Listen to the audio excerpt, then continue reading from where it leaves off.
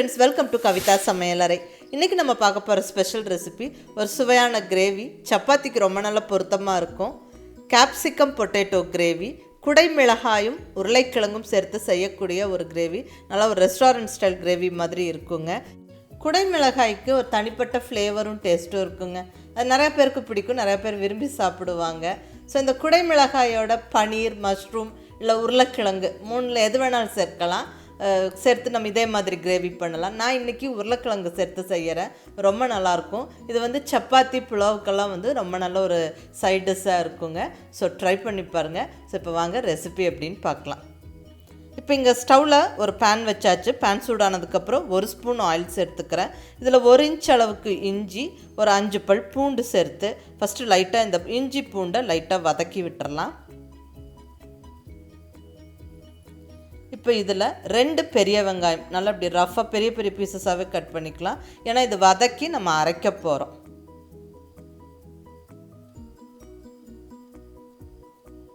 நல்லா வதக்கியாச்சு. இப்போ இது கூட ஒரு 10-12 பீஸ் முந்திரி பருப்பு சேர்த்து விட்டுறலாங்க. இந்த முந்திரி பருப்பு கண்டிப்பாக சேர்த்து வதக்கி அரைக்கும் போது நல்ல ஒரு க்ரீமியான ஒரு கிரேவியாக இருக்கும். கண்டிப்பாக அந்த ரெஸ்டாரண்ட்டில் நம்ம டேஸ்ட் பண்ணுற கிரேவியோட டேஸ்ட்டு அப்போ தான் நம்மளுக்கு பக்காவாக கிடைக்கும். ஸோ மிஸ் பண்ணாமல் முந்திரி பருப்பும் சேர்த்து வதக்கிடுங்க. அடுத்தது 2 மீடியம் சைஸ் தக்காளி நல்லா கொஞ்சம் பெரிய பெரிய பீசஸாகவே கட் பண்ணி சேர்த்து வதக்கி விட்டுறேன். இப்போ இந்த தக்காளி, முந்திரி பருப்பு, வெங்காயம், இஞ்சி பூண்டெல்லாம் நல்லா சாஃப்டாக வெந்து வரணுங்க. அதுக்கப்புறம் தான் அரைக்கணும். ஸோ இங்கே ஒரு 1/2 டம்ளர் தண்ணி விட்டு நல்லா கலந்து விட்டுட்டு ஒரு லிட்டு வச்சு க்ளோஸ் பண்ணிடுவோம். நல்லா ஒரு 4-5 நிமிஷத்துக்கு அது வெந்து வரட்டும். நல்லா அது சாஃப்ட் ஆனதுக்கப்புறமா நம்ம ஆற விட்டு மிக்ஸி ஜாரில் சேர்த்து அரைக்க போகிறோம். ஸோ இங்கே பாருங்கள் நல்லா சாஃப்ட் ஆகிடுச்சு.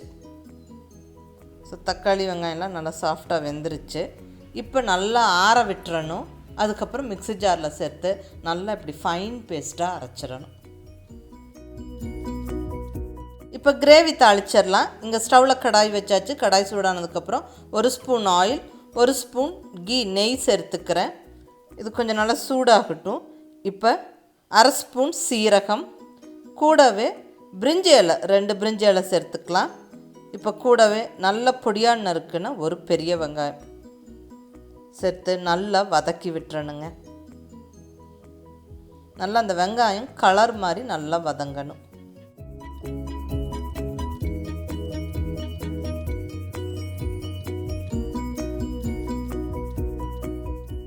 இப்போ உருளைக்கிழங்கு சேர்த்து விட்டுறலாங்க. நல்லா 2 உருளைக்கிழங்கு தோல் எடுத்து இப்படி பெரிய பெரிய பீசஸாக கட் பண்ணி வச்சுருக்கிறேன். அது வந்து சமைக்கிற வரைக்கும் கருக்காமல் இருக்க தண்ணியில் போட்டு வச்சுருந்தேன். ஸோ இப்போ நல்லா சுத்தமாக தண்ணியெல்லாம் வடிச்சிட்டு இந்த வதக்கின வெங்காயத்தோடு சேர்த்து விட்டு நல்லா 1-2 நிமிஷம் வதக்கி விட்டுறணுங்க.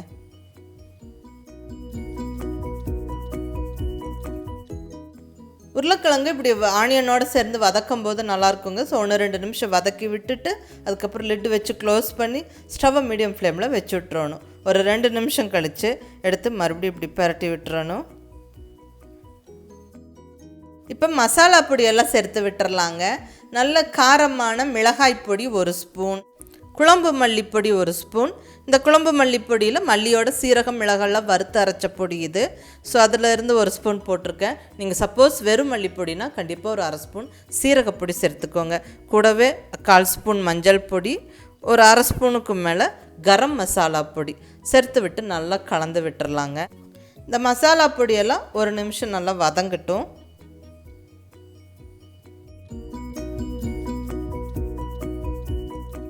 வதக்கி அரைச்சி வச்சுருக்கிற வெங்காயம் தக்காளி பேஸ்ட்டை சேர்த்து விட்டு தேவையான அளவு தண்ணியும் சேர்த்து நல்லா கலந்து விட்டுறலாங்க. நல்லா அந்த மசாலாலாம் எல்லாம் ஒன்று சேர்ந்து வரணும். ஸோ நல்லா கலந்து விட்டுட்டு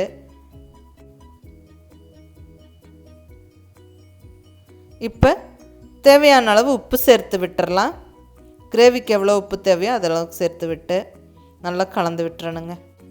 நான் இங்கே இன்னும் கொஞ்சம் தண்ணி விட்டுருக்கிறேன். ஏன்னா நம்ம உருளைக்கிழங்கு வெந்து வரும்போது கொஞ்சம் கெட்டியாகும் கிரேவி.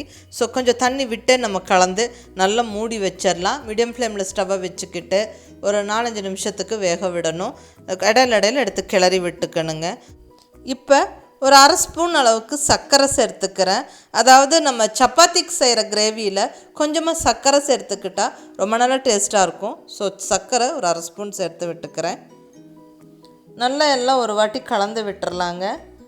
நல்லா அந்த உருளைக்கிழங்கும் வெந்துருச்சு, கிரேவியும் நல்லா ஆல்மோஸ்ட் ரெடி ஆகிடுச்சு. இப்போ இந்த ஸ்டேஜில் கொஞ்சம் பெரிய பெரிய பீசஸாக கட் பண்ணினேன் ஒரு பெரிய கேப்சிகம்மை சேர்த்து விட்டு கலந்து விட்டுறேன். கேப்சிகம் ரொம்ப நேரம் வேகக்கூடாது. வெந்தால் அதோட கலர், ஃப்ளேவர், அப்புறம் டேஸ்ட் எல்லாம் மாறி போயிடும். ஸோ அது ரொம்ப மினிமமாக தான் குக் பண்ணணுங்க.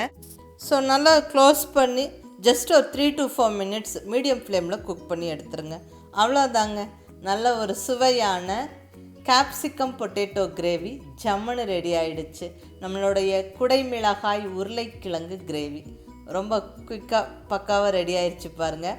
ரொம்ப நல்ல சுவையாக இருக்கும். நல்ல சப்பாத்தி ரொட்டிக்கு இது ரொம்ப நல்ல பொருத்தமாக இருக்கும். ஸோ ட்ரை பண்ணி பாருங்கள். எப்படி இருந்துச்சுன்னு உங்கள் ஃபீட்பேக் சொல்லுங்கள். பிடிச்சிருந்தால் லைக் பண்ணி, ஷேர் பண்ணி, கமெண்ட் பண்ணுங்கள். கவிதா சமையலறை சப்ஸ்கிரைப் பண்ணி என்னோடய மற்ற ரெசிபிஸும் வீடியோஸும் பாருங்கள். தேங்க்யூ.